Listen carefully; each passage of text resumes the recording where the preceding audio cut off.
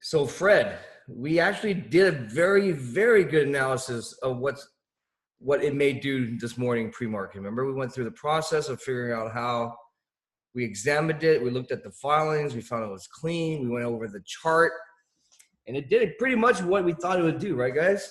It was pretty dead on. We can't tell exactly what it will do, but we kind of got the picture. We knew it was going to trap because it stayed pretty strong after 10:30. When 10:30 hit, let's take a look at the time actually. Okay, where is this? So when 10:30, it was hovering at 258, which is well over the VWAP, which is 255. Well, right now it's 255, but I mean, it doesn't matter. It was strong, and it didn't break down yet at 10:30. So, I mean, a lot of people use this VWAP thing as a Bible. I use it as a guide, but the most important thing I look at is the lines. I mean, the chart don't lie, man. If you're wrong on the chart, it just means that you're too early. But the resistance was set 270. Notice at 270 was once it broke. I mean, it's still not that strong, but the next line should be around $3. We don't know. But the thing is, the fact that we don't know, I'm uncertain, is a no trade. I only trade things which are at least 75% probability of success. Right now is a no trade for me because I don't really know what the hell's going on. It broke. It should have went to $3. It didn't, but it should have tanked. It didn't. And so remember we were saying, it's like, dude, there's a lot of times just sit on your hands and do nothing. At 10:30 hit, it should have tanked by now. If you're short, it should have tanked. You gave it a lot of time. It tanked and it held again at this line, 238 from this morning too. So once again, guys, I mean, you have to determine whether or not it's a long or a short, or most of the time it's a no trade. When it's a no trade, we really don't know, dude. You know, it's okay not knowing. If you want to do a 50-50 gamble trade, go to the Vegas, right? I mean, that's what I keep saying. It's like, if I don't know, I don't know, dude. I'm not going to be a guru who's going to be like, I'm all in this crap. I mean, like I said, man, there's many ways to trade. And I think you guys join my chat so that you can learn how to get to the point where you're profitable every day. And then you can start doing bigger strategies where you're doing accumulation and doing swing trade. But I'm trying to get you to that.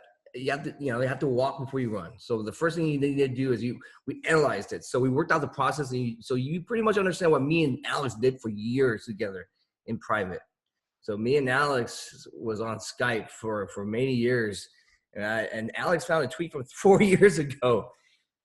4 years ago today. And I tweeted it out. So it's pretty cool, right? So we've known each other for a long time. So I'd like to say that there's an old funny line that says, it took me many years to become an overnight success. It took me many years to become an overnight success. It's exactly what it is, man. People think, oh, you just woke up one day and started knowing this stuff. Nah, dude. Alex has been around for like 4 years. You know, it's like, and I'm telling you, I mean, fortunately, he got good mentorship. I don't know how I started talking to him, but he was a good guy. And I started talking to him, and next thing you know. And so we came up with this idea. I came up with this idea like, dude, man, the only way to learn how to trade properly is to get mentored. All these guys say, oh, I don't need to pay. I'm like, oh, good luck, dude. You're going to spend the next 5 years or maybe forever costing you thousands of dollars to learn shit that you would never fucking realize on your own until it's too late. So we started this concept of doing a mentorship chat. So all the other chat rooms back in the starting was just like on stock picks, right? Oh, I bought this here. I bought this here. Here's the news. So that in my opinion, it doesn't work very well for most people. You have to get mentored from someone that knows what they're doing. And I got mentored. Everybody gets mentored, man. I'm not an arrogant guy to think that I can't learn from anybody. You learn stuff every single day, dude. But the key is, you learn different things from different people, and so you keep your mind open. So I hate it when guys go, I've never paid for chat. It's like, dude, even I pay for chat, dude. Even I pay for stuff. And I've been doing this for a long time, I'm in a lot of these rooms just to see what the hell they're doing, dude. They don't know I'm in there, but I'm in there, So, I mean, don't pay for chat. I mean, chat is just another news source. I find out news very quickly from the 500, what we had now, 582 people. Let me see, is that right, guys? We have, holy crap, we have a lot of people since I left. 613 people. 613 people in the main chat. I mean, this is your basically source of news. A news, someone has to have the news, right? So, I mean, I use it for news. I use it to gauge consensus of what people are doing, So this morning, so let's go over some of these trades. But this morning, it kind of touched me when someone said, so I posted like GEMP, and some guy's like, hey, you didn't mention this. You didn't. And so, first of all, you got to like, think about it, dude. So my whole thing about this thing is mentorship. I'm not here to pump you a stock. I'm not here to spoon feed you plays, dude. If you want that, you'll go and let me post you what's exactly what's going to happen.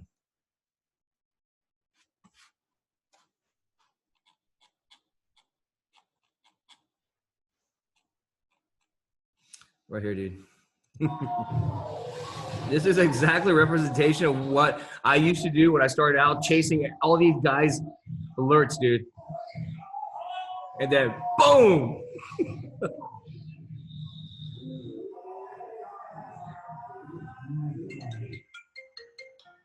Let me watch it one more time. I love this video.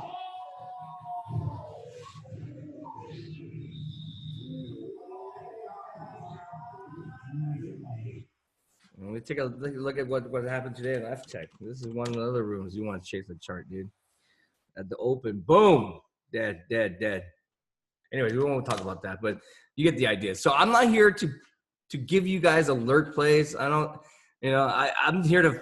So this morning we went through the process of talking over stocks like Fred, how to find them, how to analyze, and make your own strategy, dude. Because I really don't know.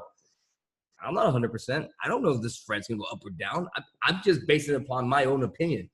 The only thing I could do is share you the information that in the process that I use to gather and do my analysis, right? It's up to you to figure out your own analysis. I'm wrong a lot of times, dude. I'm wrong a lot. And that's why I scale in and I scale. Every time I scale early, it means I'm wrong, right? If I'm not, so basically I'm wrong all day long because unless you get the top tick and the bottom tick all the time, you're wrong. But you know what? It's okay to be wrong within that marginal space of error that you predefined, okay? So it's okay to be wrong. So don't, the people that are arrogant is getting killed. It's like, so it's okay to be wrong, guys. I'm wrong all the time. So we went through Fred. So let's recap what we thought about it. So we saw the news, we read the news, we went to the filing, we realized there's no dilution. A quick read. So I'm not the best filings expert guy. We may have to have someone, if someone knows this shit inside out, that'll be awesome, dude. You guys will be our filings expert. And so just volunteer yourself.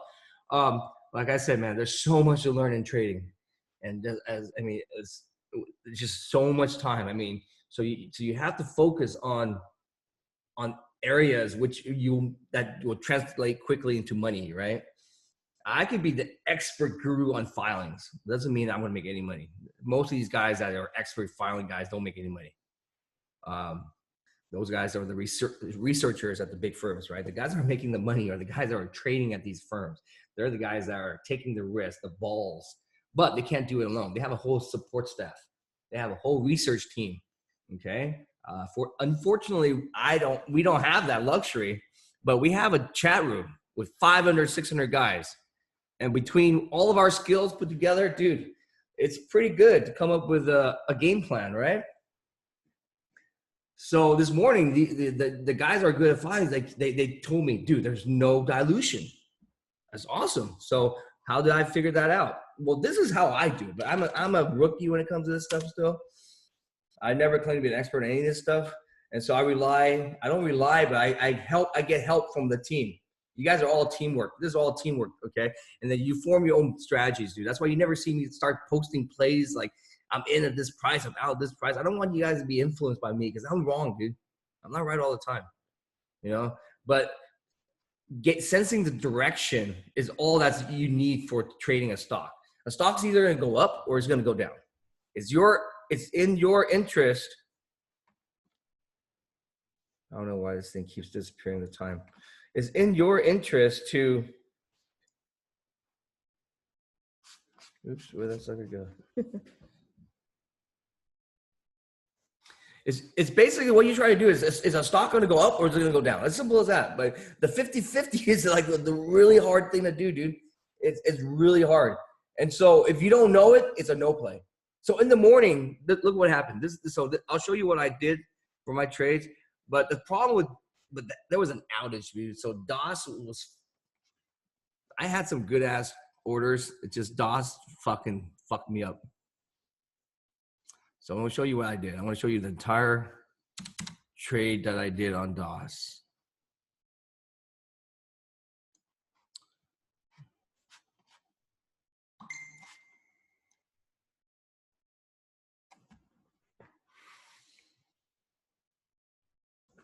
What did I do here?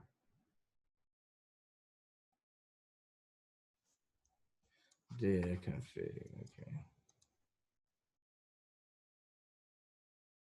In the morning, I was testing out because 250 was the line. I did a very small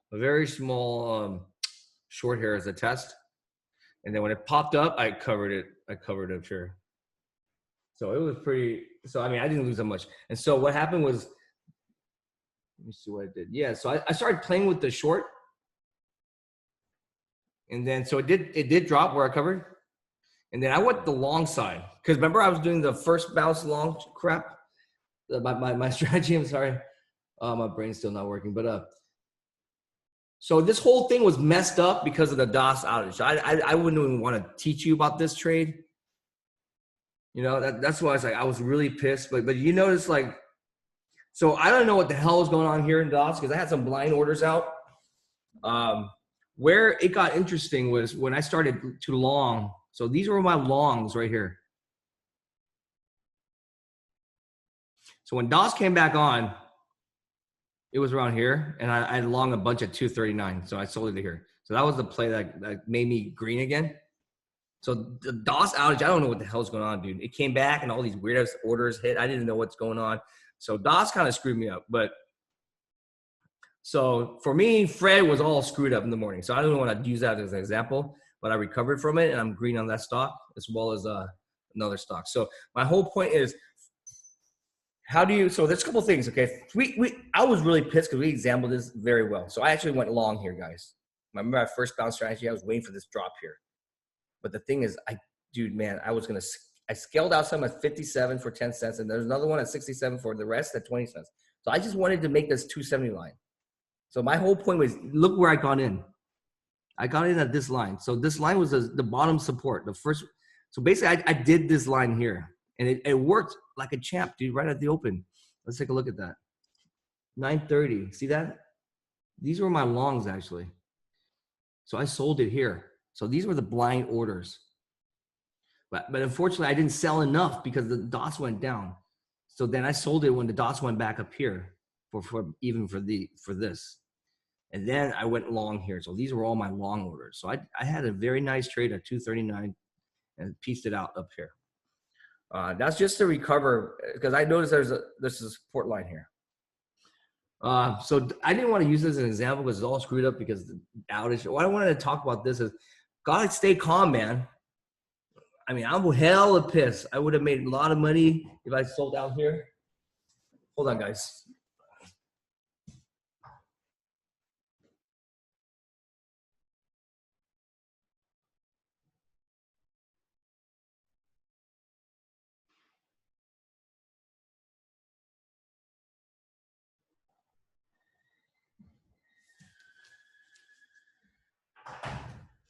All right, sorry, someone was at the door.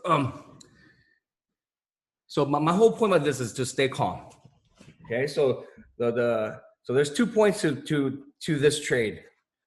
We analyzed in the morning, and you know I traded on the first bounce strategy because this thing is like, dude, it was just strong, man. So it's something this strong has to bounce. It did give a nice 20 cents bounce. See what I'm saying? So the first bounce strategy did work. but then went down more. But didn't totally tank. It tracked. And that's why I went long here and I made my money. So, but the key is to remain calm. Outages happen, and it happens more frequently than you think. So what do you do during that time, dude?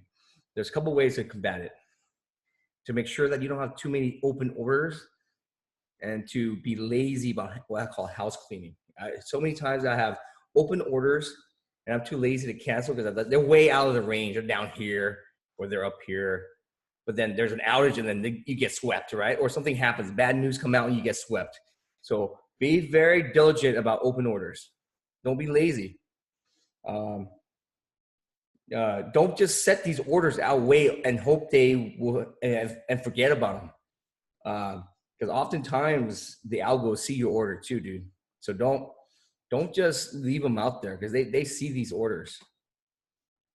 Let me ask you, what does no dilution to?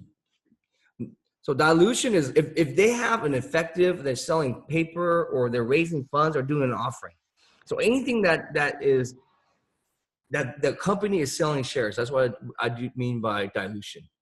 It could be warrants, it could be all that. So this is a whole new area of like, this is like, dude, you can spend like your PhD on this stuff. And so I learned enough just so I can guide my own trading. So I focus on trading. I should know more about these filings, but I mean, this is where I can hire someone or have a great room like you guys, right? So my whole point about Fred is we did an analysis in the morning, and then the outage will happen. I stay calm because it happens all the time, guys. Okay, good housekeeping. I don't have open orders and stuff all over the place, so it kind of saved me.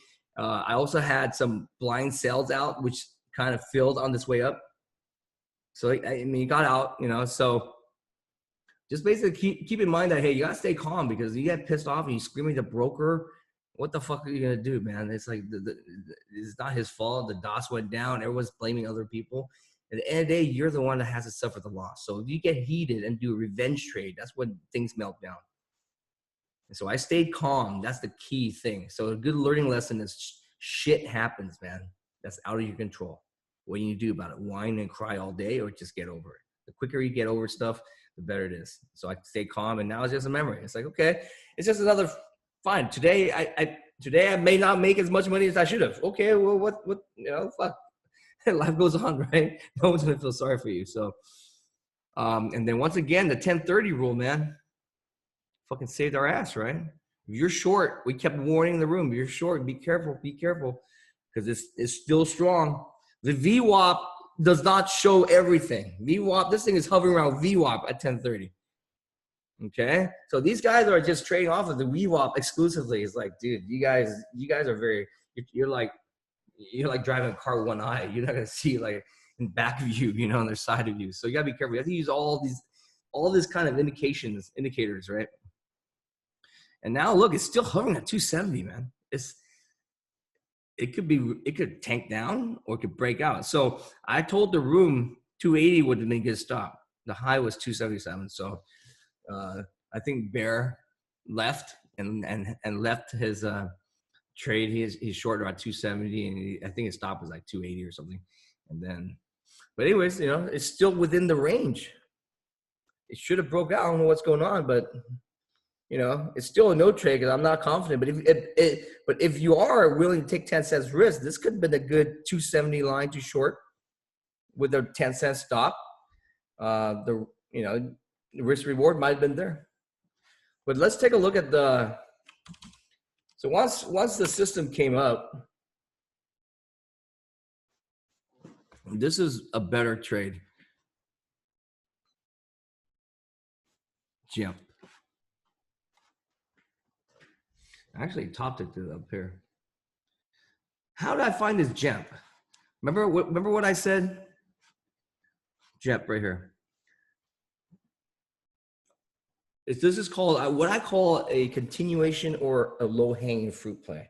So people forgot all about this play, dude. Gem was the hot runner for the past 2 days, right? After for Thursday and Friday. And now people forgot, dude. They're all up on Fred. But I love these low-hanging fruit plays. These are the plays that are I call low hanging fruit because they're easy to grab, dude. It's like you walk around an orchard and you see an apple on a tree, you pick off the fruit, dude. That's it. I don't need to be climbing on a ladder to get the top fruit, the best fruit. I'm okay with eating the low hanging fruit. I eat that shit all day long. And so that's what it is. Remember, I keep saying yesterday's hot play will be today's low hanging fruit or continuation play. Fred is the hot play today. Tomorrow is going to be something else. People forget about Fred. But I'm all salivating for what's going to happen for Fred tomorrow. Okay? Because that is when the chart has been built. So where did I start piecing in, dude? So right here, these are my lines. Notice where I pieced it in. The first starter position, first starter was around, dude, 228. I did pretty good. Huh? So I used this 230 line. You see this? From Friday? This is the resistance right here, dude. That's where I started to nibble. So I nibble at every 10 cents. So I'm ready to keep adding, dude, till 260. More and more each size as it goes up. And so you notice when a 240 line came, I added a couple more. And then boom, bottom fell out. I start to unwind.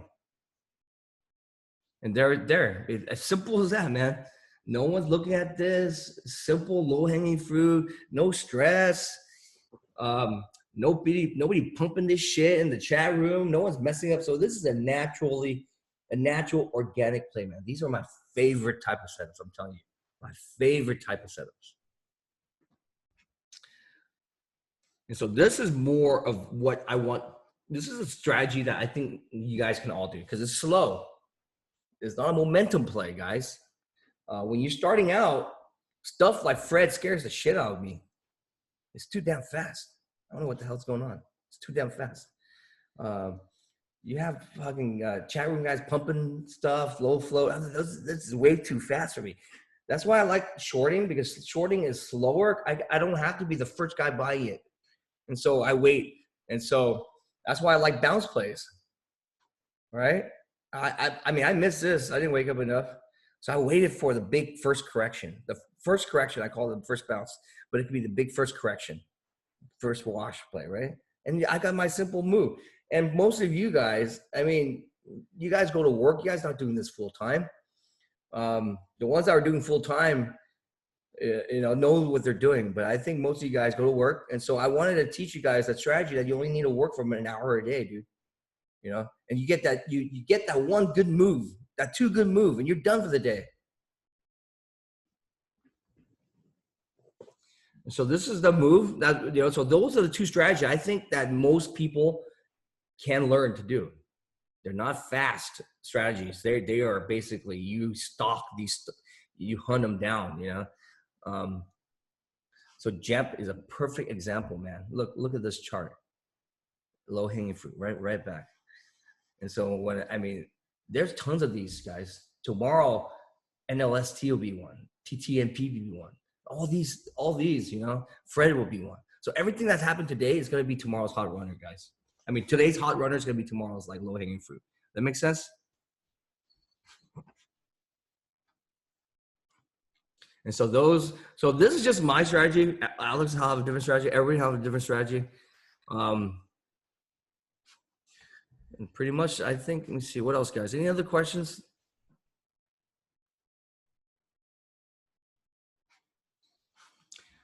Once again, will I stop myself if it goes above 265? Nah, dude. I would keep adding because that's my plan, is to keep fucking adding or keep scaling because I'm not full size yet. My plan is to keep trading this until 10:30 a.m. market time. So in my head, I scale out enough and I'm in enough so that I can not get squeezed out. I mean, some people say, hey, all in and here. But what if it goes to 265, like you said, right? And so for me, I'd rather make less, but give myself time for the stock to work itself out. Okay, I'm going to tweet something again. And then I hope everyone reads this tweet. Because, okay, I'm going to try to find this tweet again for you guys. No, hold on a second.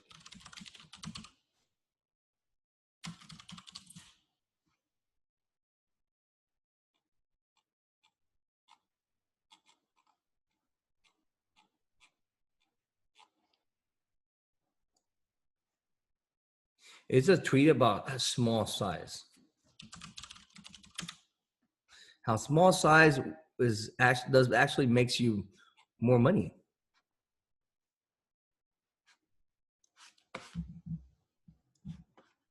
So I'm gonna undo this. I'm gonna retweet this, so you guys will see it on my Basically, it says here. Let me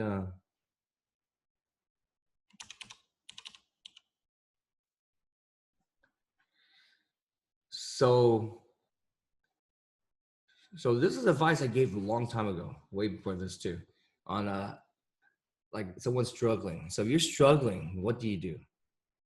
I want to read this because I think this is very important. Go back and analyze your trades. See what type of trades you were more consistent. Simple as that, right? You go back and see, are you making more money off of going long or short, or the type of stock? Analyze all that stuff and then eliminate those 50-50 trades. Number 2, start with a smaller size, dude. Smaller size, if you have a small starter, you can hold it longer and let your game plan work itself out. Let them trick up and down. Let them fake. Let them trap. Whatever you need to do, but you have your game plan, right? But you don't know what the top is, so you start small. That way you can scale in. And if you're constantly stopping out at the top or bottom, means that you're part of the herd, dude. You're chasing and you're getting stopped out because everyone's doing the same thing. And that's why I don't like to do pricing as a stop, because it's very obvious. Like, oh man, it breaks high today, I should stop. I mean, you can do that, but a lot of times they use that to trick you and to trigger everybody stop. And then that's how most guys will stop out at the top. I'm like, and then I'm waiting to short at the top. I'm waiting to short where I think you are going to stop out. So that's a strategy I use myself, just because I start small enough where I want it to break out like that, because I know that at that time all the shorts are going to stop out, and then I'm like, that's where I enter, because the top usually occurs when everybody gives up, when all the shorts give up. That's usually the top, right? There's no one else to sell, and so the first guy will sell will crater the stock. So I'm going to retweet this, and you guys will read it, okay? But basically, it's about starting small size, dude. And I actually started trading a lot smaller in terms of starter position, and that's why I've been becoming more consistent. Basically, you have to trade around. Look at that, Fred killing people. That's why it's a no trade. You know what I'm saying? For me, it's a fucking no trade, because I don't like these 50-50. I'd rather just keep my money. If I want 50-50, I go casino. But you guys understand the stopping? I mean, for me, it depends on your plan, man. Some people don't have the luxury to keep adding till. But the thing is, you scale out. If your max size is 1,000 shares, you do 200 shares at each time. Now you have 5 times. Just examples like that. So you have to manage your own bankroll. It's risk management, man. And I'm just presenting to you an alternative way to do stops without doing pricing. You can do pricing too, but the first key thing is to determine max loss. This is the max I'm willing to lose on this trade. And when that max loss comes, I need to cut out. That is your number 1 stop loss, guys. Not the price, none of this shit. Because the price, in my opinion, if you start with a good entry, it's all about entry. Let me go back and post this again, dude. It's all about entry. You stock it and you have a good entry. Don't get FOMO, okay? If you have a good entry, it's very easy to hold, right? But if you start out too early, dude, that's when you panic and all this stuff. And then your size is too big and you get shaken out. So play with your risk tolerances. Your starter size is very important, because that will determine if you can scale in and out. And your starter position, like in terms of the price, is very important. So don't get FOMO and chase. Like here this morning, I'm like, oh man, I missed it. I should chase this. Maybe we'll do 3. I'm like, if I miss it, I miss it, man. So I'm waiting down here. So my first trades were actually very good. Same thing with Jump this morning. I waited. See, the stock started going up. Forget the $2 break bullshit, whatever, right? Forget this first one. Dude, I waited for the 230 line to start. That's my starter. You see what I'm saying? My starter was here. So I picked a good line to start. That way I can add, and I wasn't down hardly anything. And I want it to be down a little bit because I want to scale in. You know, I usually my first starter is not going to be my big sizes, right? And so it's a nibble. And so I hate it when I top tick stuff. If I top tick and that was my first print, I have a very small size.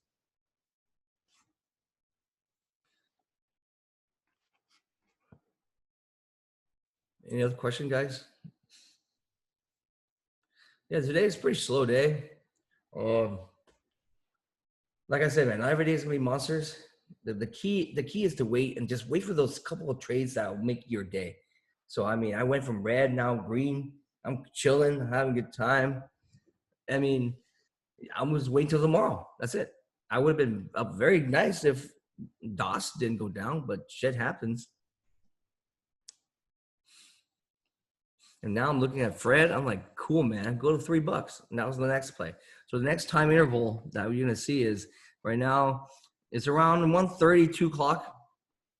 That's the time where I usually see things peaking out around 2. And because the reason why is at 2 o'clock they peak out, in my opinion, is because they have to flush you before the end of the day move. Because if it keeps going, there's no one else to keep buying at $3 and 310, right? And so during the 10:30 time, they're screwing the shorts, and so it goes up. And then so around 2 o'clock, they're gonna screw the longs because they need to wash them out. And so I'm stalking now for the top. I'm letting them work it outside. For me, it's still a no trade. I've been very disciplined and just waiting for that lowest time to come. And for me, it works, man. I mean, you can find your own rules and stuff, but this is just, so this is a strategy that I shared that I didn't want to share for the longest time, but then, so now I'm sharing because you guys are part of the room now. So, but you'll see the correlation, man. It's crazy, right? 10:30 time, the 2 o'clock time, just stuff like that just keeps you out of trouble. Because like, if I set myself at 10:30, there's only so much I can keep adding at 10:30. It's between the 10:30 and the 2 o'clock that I get killed because it traps, and then boom, it just explodes. The reason it explodes because there's not enough volume. They're manipulating, right? It's very thin. In the morning, it's very hard to manipulate because the volume is just huge. It's huge unless they have a huge volume to control it. It's easier. It's more natural in the morning.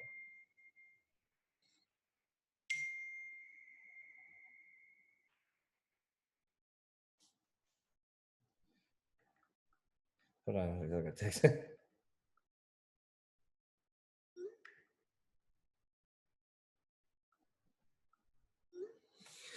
Yeah, Fred. So let me take a look at the filings. So that's a good point. Let me go back to that.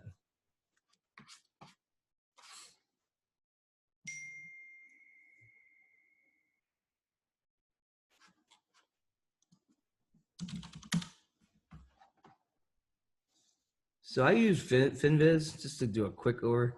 So I look at the shares float. This is the float. Then I look at how many insiders own it. And so institutional owns this. So there's only around 30% left. So it's around 10 million, right?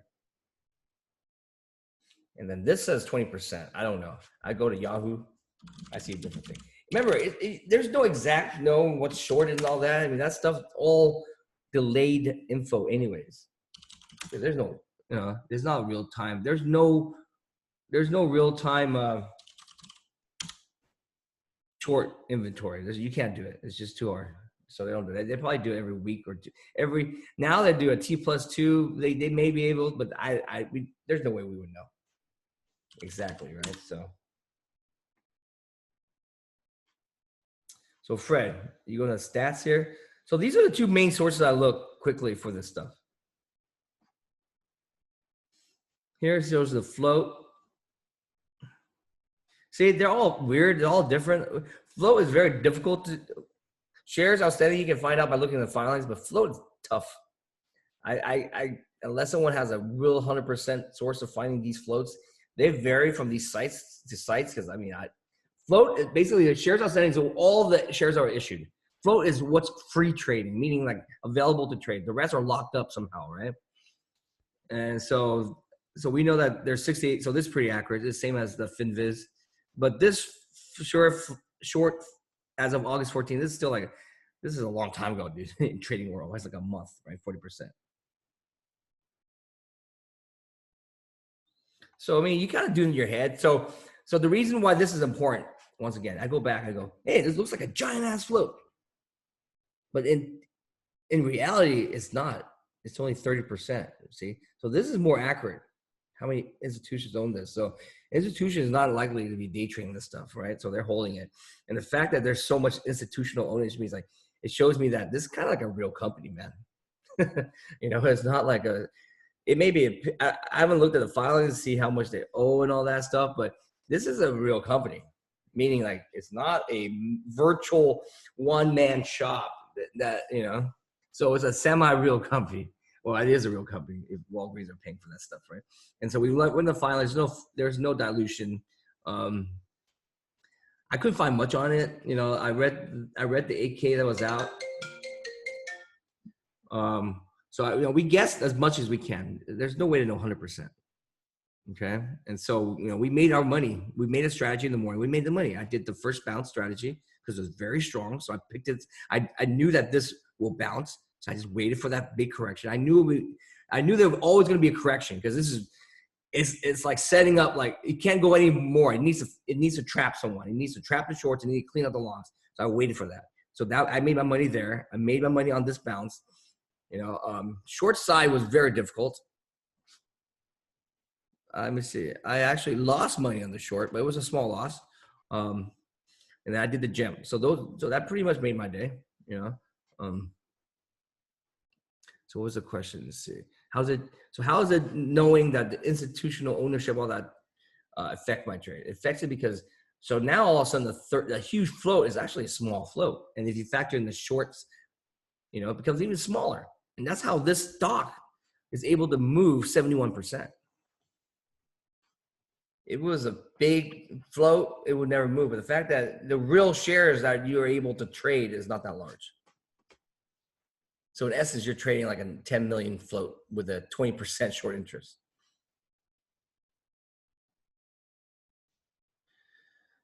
Cool, guys. I mean, I'm not even looking at those TLR. Oh yeah, TLRY. So you have to learn if stuff that goes onto the red show, REGSHO. I'll show you how you find it.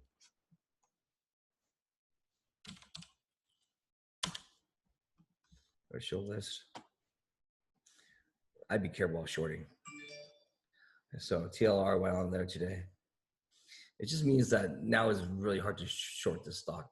They're buying people in. They don't want. It's like it's basically undelivered shorts. So if you're on this, it's like, dude, there's too many people shorting this stuff. Delivery is being failed. I think there's people naked shorting, so they're trying to stop that. So now a lot of times the clearing firms won't even let you short any of the stuff that's red show anymore. So there's some, but basically they're calling all the shares in. And so look at TLRY, man, just killing everybody. Everybody. It is a tough trading stock, man. I'd rather trade the easy ass stuff, right, guys? I mean, I don't want to be the hero. I don't need to look cool, man. I'm trading shit that no one likes, that no one even heard about today. Like Jap. You could have made your pay here, you know, 40-cent move, you know. Cool, guys. I'll let you guys go back. Oh yeah, word about good news about the boot camp, guys. You guys, who's coming to the boot camp? Can you just reply into the chat? I want to see how many people. You got to reserve your spot with Tosh, okay? Email Tosh your info. The boot camp's gonna be filling up. I just booked. Yeah. Can you open it? Thanks. DoorDash is here just in time. Hold on, guys.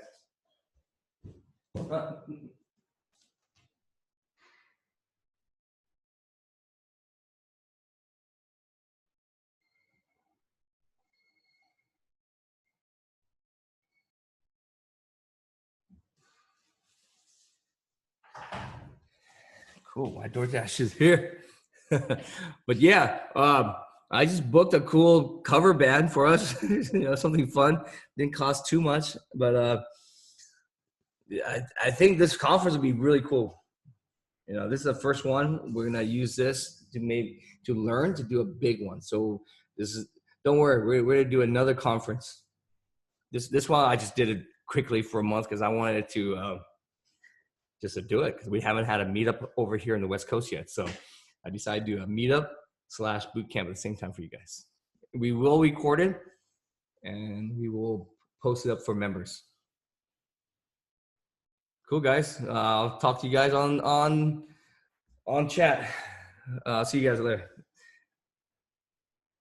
Oh yeah, and Alex and Tosh have been doing a great job doing the Saturday Q&A, man. You show up there, basically they're mentoring you guys for free.